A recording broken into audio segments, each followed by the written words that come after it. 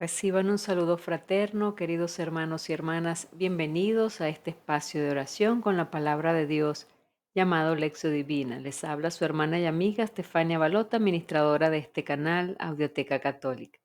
Y he asumido cada día la tarea de practicar con ustedes la Lección Divina para tratar de que vivan la experiencia de Dios a través de su palabra. Puedan acercarse así a ella con más confianza, con más conocimiento. Si es primera vez que me visitas aquí en el canal y andas buscando el conocer un poco más de Lección Divina, abajo en la casilla de descripciones te he dejado el enlace para que puedas entrar a realizar el curso completo de Lección Divina que he dejado totalmente gratuito para cada uno de ustedes. Solamente debes apoyarme con un me gusta que no te cuesta nada y a mí me ayuda mucho para que así estos videos puedan llegar a muchas más personas. Suscríbete al canal y activa la campanita de notificaciones si no quieres perder ninguno de los episodios que vamos a ir subiendo próximamente. Ya nos acercamos a la Cuaresma y estamos preparando unos materiales muy interesantes.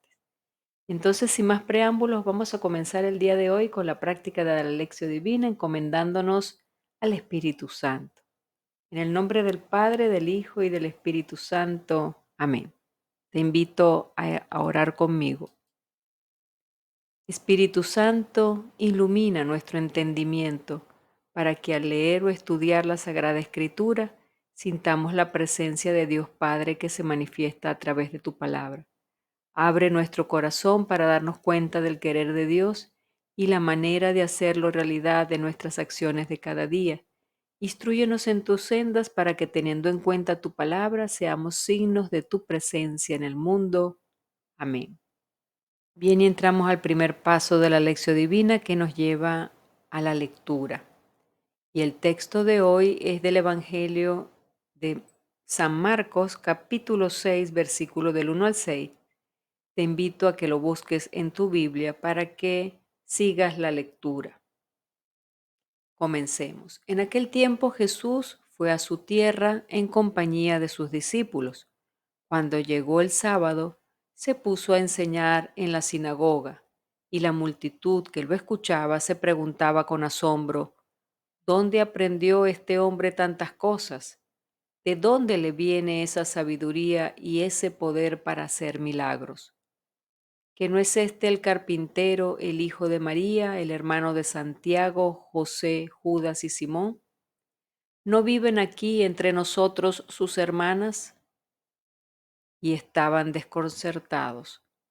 Pero Jesús les dijo, todos honran a un profeta menos los de su tierra, sus parientes y los de su casa.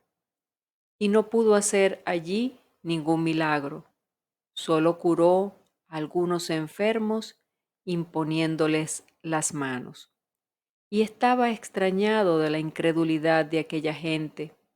Luego se fue a enseñar en los pueblos vecinos. Palabra del Señor. Y este primer paso me lleva a preguntarme, ¿qué dice el texto? El texto que acabamos de leer, debemos repasarlo, releerlo, subrayarlo en sus partes más importantes, en sus personajes, en el contexto. Vayamos haciéndolo poco a poco, te voy a ir acompañando y guiando en esta parte. Comienzo por decirte que el Evangelio de hoy habla, como pudimos notar, de Jesús de visita a Nazaret y de cómo la gente de Nazaret se encierra en sí misma y no lo acepta. El Evangelio de mañana describe cómo Jesús se abrió al pueblo de Galilea enviando a sus discípulos en misión. Pero vayamos al detalle del Evangelio de hoy.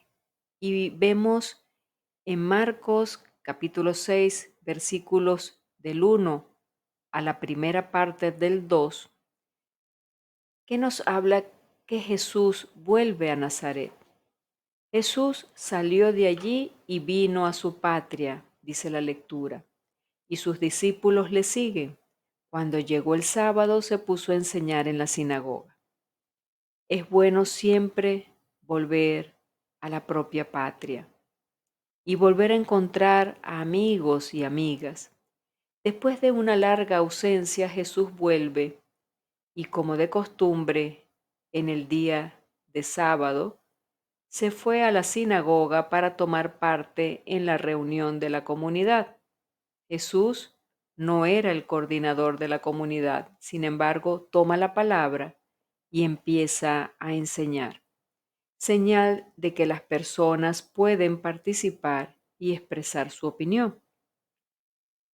Sigamos adelante en el capítulo 6, versículos, la segunda parte del versículo 2 hasta el versículo 3, y vemos la reacción de la gente de Nazaret ante Jesús. La gente de Cafarnaún había aceptado la enseñanza de Jesús, pero a la gente de Nazaret no le gustaron las palabras de Jesús y quedaron escandalizados. ¿Por qué sucede esto? Jesús, el chico al que conocían desde su infancia, ¿cómo es que ahora es tan diferente? Ellos no aceptaban ese misterio de Dios presente en Jesús, un ser humano como todos los demás, conocido por todos. Para poder hablar de Dios no podía ser igual que los demás. Como se ve, no todo le fue bien a Jesús. Las personas que hubieran tenido que ser las primeras en aceptar la buena nueva son de hecho las que más dificultad tienen en aceptarla. El conflicto no era solo con los de fuera, sino que también con sus parientes y con la gente de Nazaret. Tienen dificultad en creer en Jesús porque no consiguen entender el misterio de Dios que vuelve a la persona de Jesús. ¿De dónde le viene esto? ¿Y qué sabiduría es esta que le ha sido dada? Y esos milagros hechos por sus manos, ¿no es este el carpintero, el hijo de María, el hermano de Santiago, José, Judas y Simón? Dice la lectura. ¿Y no están sus hermanas aquí entre nosotros? Por tanto, con todos estos detalles no llegan a creer en Jesús. Y vemos el detalle que he subrayado allí, los hermanos y las hermanas de Jesús. ¿A qué se refiere esto? A veces los protestantes, los que se han inventado otras Biblias, eh, han utilizado estas expresiones de la palabra para decir que la Virgen María tuvo más hijos. Por tanto, ahí habla de los hermanos y las hermanas de Jesús. Por tanto, eh, sustentan el no aceptar la virginidad de María porque Jesús tenía más hermanos y hermanas. Veamos esto, cuál es el significado real de esto en la palabra, basándonos en los estudiosos de la Biblia. La expresión hermanos de Jesús es motivo de mucha polémica entre católicos y protestantes. Basándose en este y en otros textos, los protestantes dicen que Jesús tuvo más hermanos y hermanas y que María tuvo más hijos. Los católicos dicen que María no tuvo más hijos. ¿Qué pensar de esto? En primer lugar, las dos posiciones, tanto de los católicos como de los protestantes, tienen ambos argumentos base en la Biblia y en la tradición de sus respectivas iglesias.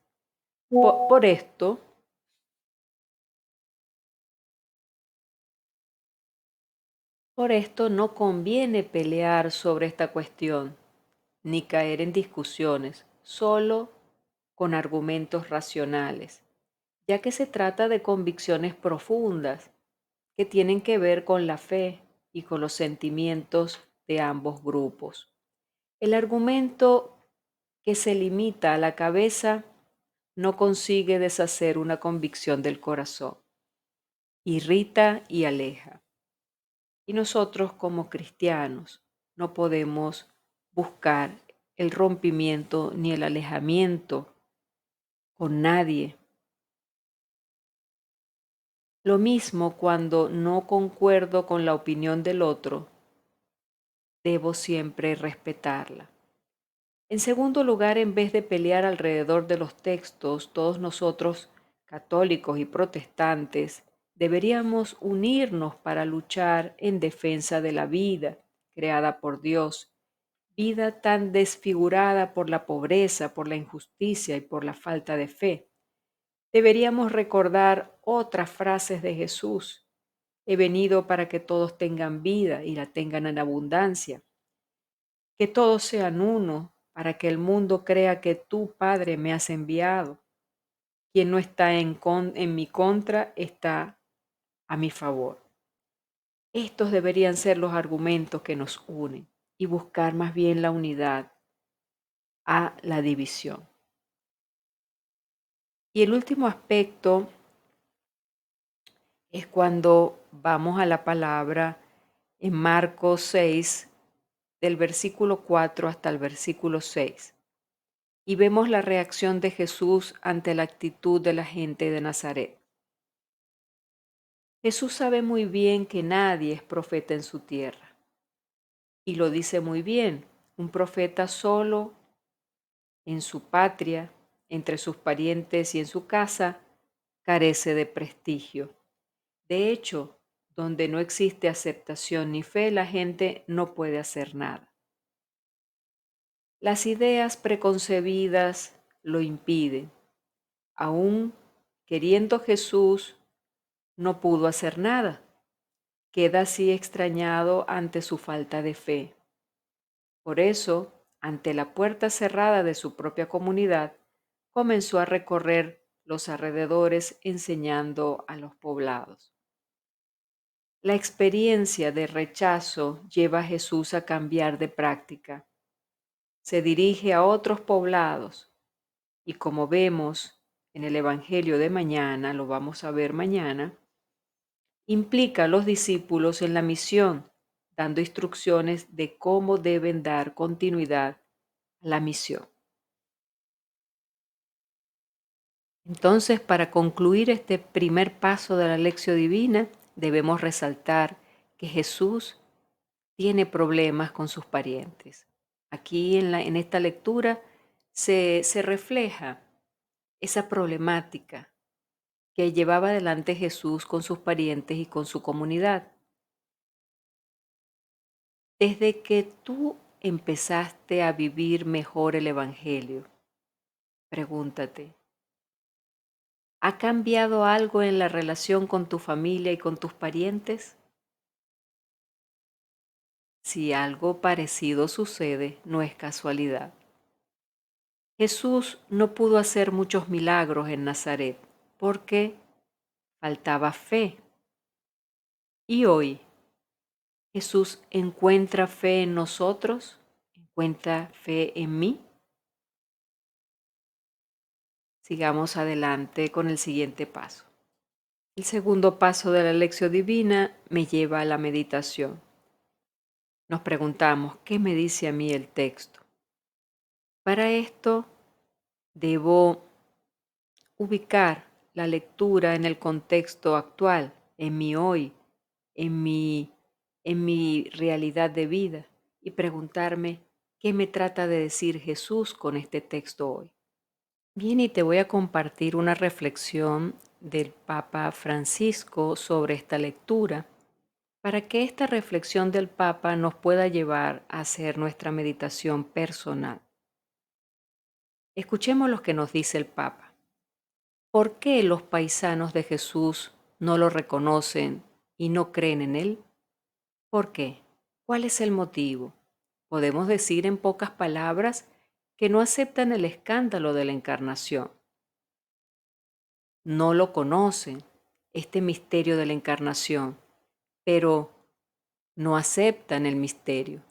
No lo saben, pero el motivo es inconsciente y sienten que es escandaloso que la inmensidad de Dios se revele en la pequeñez de nuestra carne, que el Hijo de Dios sea el hijo del carpintero, que la divinidad se esconda en la humanidad, que Dios habite en el rostro, en las palabras, en los gestos de un simple hombre. He aquí el escándalo, la encarnación de Dios, su concreción, su cotidianidad, y Dios se ha hecho concreto en un hombre, Jesús de Nazaret, se ha hecho compañero de camino, se ha hecho uno de nosotros. Así es, mucha gente no le aceptaba porque se avergonzaba de que y pensaba que era increíble e inaceptable que Dios se pudiese manifestar en una persona, y además en una persona que provenía de una familia tan humilde como la familia de Nazaret, hijo de un carpintero, José, hijo de María, una mujer sencilla de Nazaret. ¿Cómo puede ser esto posible de que Dios se manifieste allí? ¿Esto se parece en algo a lo que nos pasa a nosotros?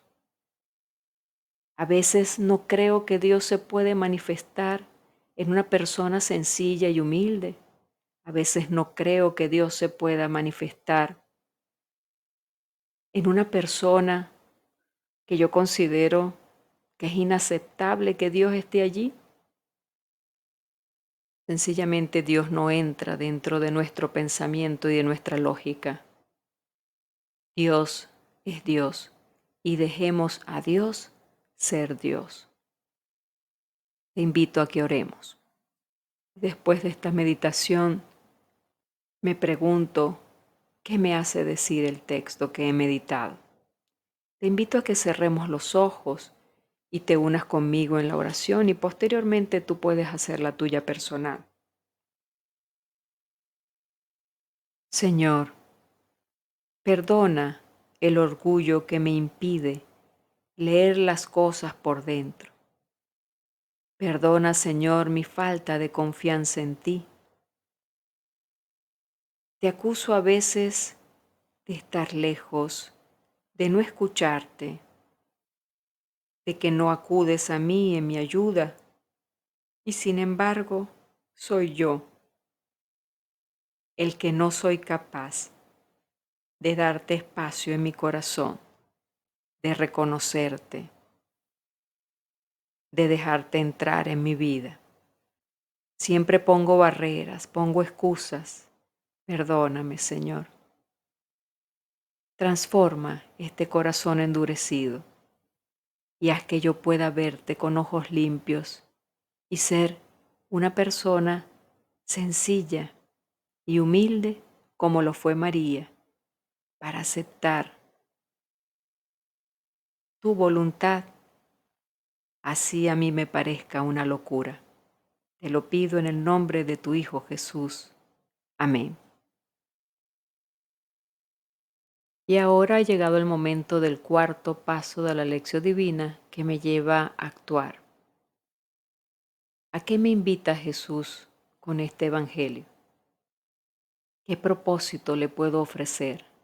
¿Qué cambio puedo ofrecerle al Señor? ¿Qué compromiso?